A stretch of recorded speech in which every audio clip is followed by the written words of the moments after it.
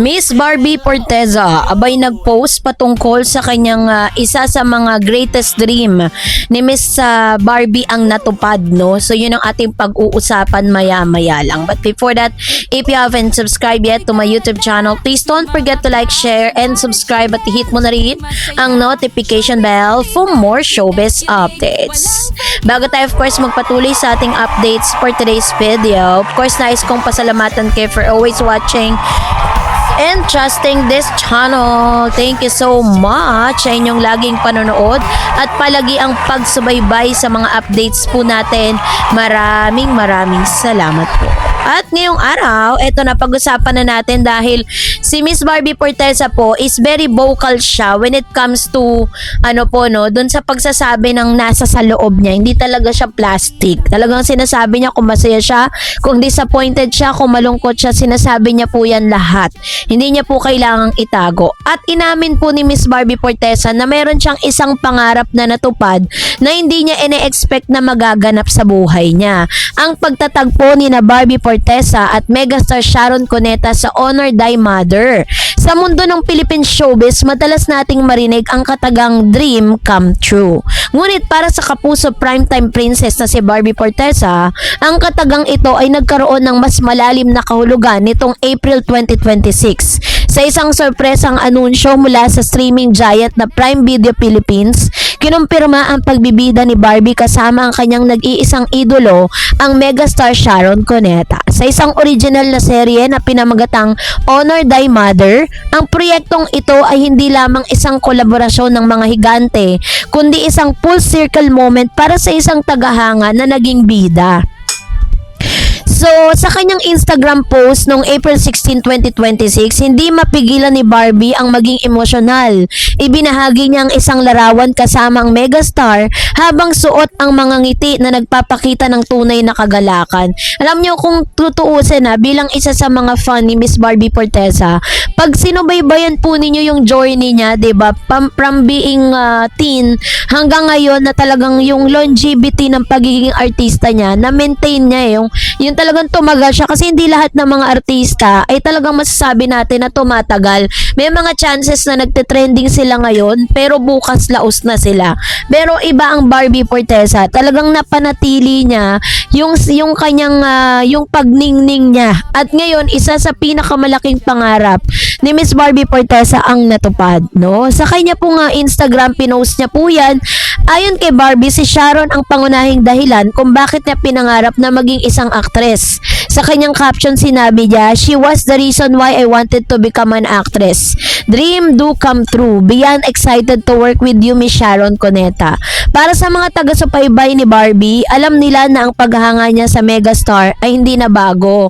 Noong 2023, ginampanan ni Barbie ang papel na Monique sa TV remake ng Maging Sino Ka Man. Isang karakter na pinasikat ni Sharon sa pelikula noong 1991, ang pagkakataong makatrabaho ang original ay tinturing ni Barbie na pinakamalaking milestone sa kanyang career. So para po sa kaunawaan po ninyo, ano nga ba ang detalye patungkol dito? Ang seryeng ito hindi lamang basta palabas, ito ay isang malaking hakbang para sa industriya dahil sa pagsasama ng tatlong media giants, GMA Network, ABS-CBN at Prime Video. Tungkol naman sa serye, ang genre nito, it's about family drama #conflict. So medyo mabibigat po yung mga eksenang kanilang gagampanan dito. So yung plot niya is nakatuon ng kwento sa mas masalimuot na ugnayan sa loob ng isang pamilya, mga lihim at lalim ng pagmamahal ng isang ina. So bukod po kay Barbie Forteza, makakasama rin nila ang season actor na si Jan Estrada at ang mahusay na aktor na si Khalil Ramos. So, hindi rin nagpahuli si Sharon Cuneta na nagpahayag ng kanyang excitement sa kanyang sariling social media account. Pinuri niya si Barbie at tinawag itong lovely. So, honored and excited to be working soon with lovely Miss Barbie Forteza, pahayag ng megastar.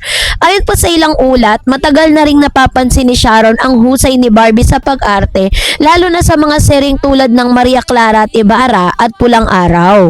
Ang pagkilalang ito ay mula sa isang icon na tulad ni Sharon ay nagsisilbing validasyon sa mahigit isang dekada na pagtatrabaho ni Barbie sa industriya.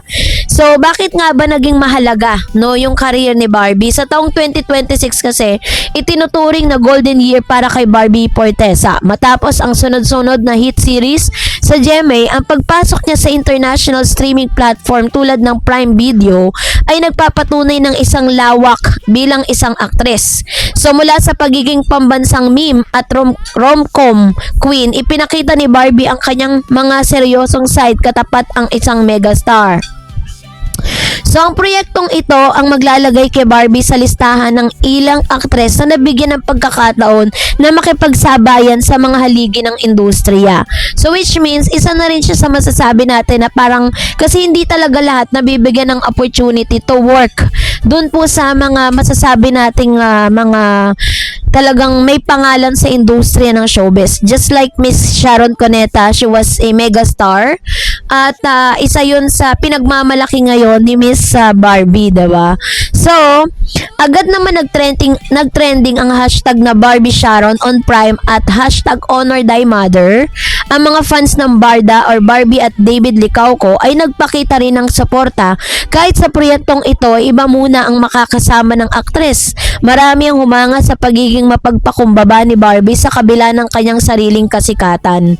So talagang masasabi natin na ito po ay isa sa pinakamalaking milestone na magaganap ngayon kay Barbie Forteza. Although sabihin na natin na confirm na hindi talaga si David yung makakasama niya dito sa proyektong ito because nandun po si Khalil Ramos. Syempre, kailangan din pong bigyan ng chance ng GMA, no? Ang ibang mga actor po nila para at least mabigyan sila ng trabaho.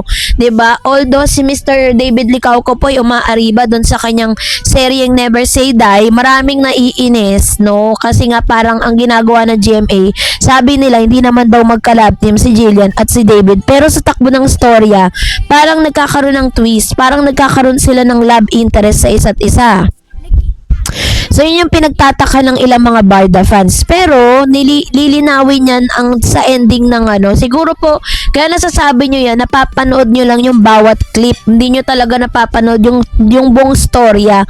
Kaya parang feeling po ninyo doon tumatakbo talaga yung story. Pero if you're going to parang papanoorin nyo yung buong video, yung buong pangyayari doon, masasabi ninyo na talagang lang sila, parang crime buster partner. Yan ang sinabi ni Miss Jillian Ward So, wala daw siyang balak na maging kalab team ang isang David Licauco. So, sa ulat na ito tungkol kay Barbie Forteza at Sharon Cuneta ay isang paalala na ang talento, sinama ng sipag at tunay na mga paghanga ay nagbubukas ng mga pintuan na akala natin ay sa panaginip lang makikita. Ang Honor Thy Mother ay isang inaasahang magiging isa sa pinakamalaking serye sa 2026 at hindi lamang dahil sa ganda ng kwento kundi dahil sa pagtatagpo ng dalawang henerasyon na mga mahuhusay na aktres na pinag-isa ng kanilang pagmamahal sa sining. Para kay Barbie, hindi na siya ang batang nanonood lang sa telebisyon, siya na ang batang katabi na ngayon ng kanyang inspirasyon. O, di ba kahit naman talaga sino magiging proud sa sarili mo kapag naabot mo tong ganitong klase ng pangarap mo na dati pinapanood mo lang pero ngayon di mo ina-expect that one day makakasama mo, 'di ba? And that's really an amazing thing and amazing feeling na makamtan mo yung totoong pangarap mo, 'di ba? So, kaya naman congratulations Miss Barbie and congratulations Barda dahil talagang napaka-supportive po ninyo dahil kahit hindi sila magkasama, pinatrending nyo po sila at nakita po ng GMA ang inyong suporta para kay Barbie at David. And that's it for today. For more videos and updates, please don't forget to like and subscribe, and please don't forget to follow my Facebook page, Dareds TV and Dareds channel. God bless everyone!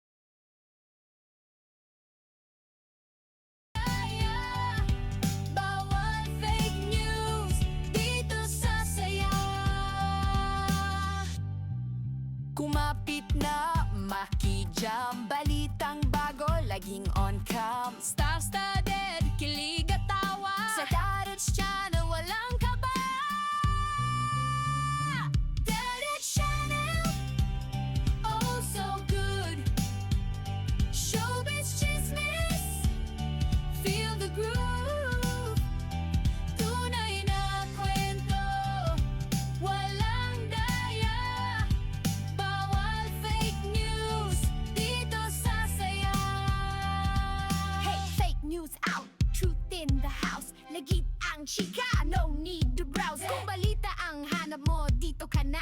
Direct Channel, siguradong saya. Direct Channel, oh so good, oh so good. Showbiz chismis, feel the groove. Tunay na kwento, walang daya. Bawal fake news, dito sa Saya. Direct Channel, oh so good. Showbiz chismis, feel the groove. Tunay na kwento, walang daya. Bawal fake news, dito sa Saya. Thanks for watching Gansang is for watching Bang Bilay Kaseo.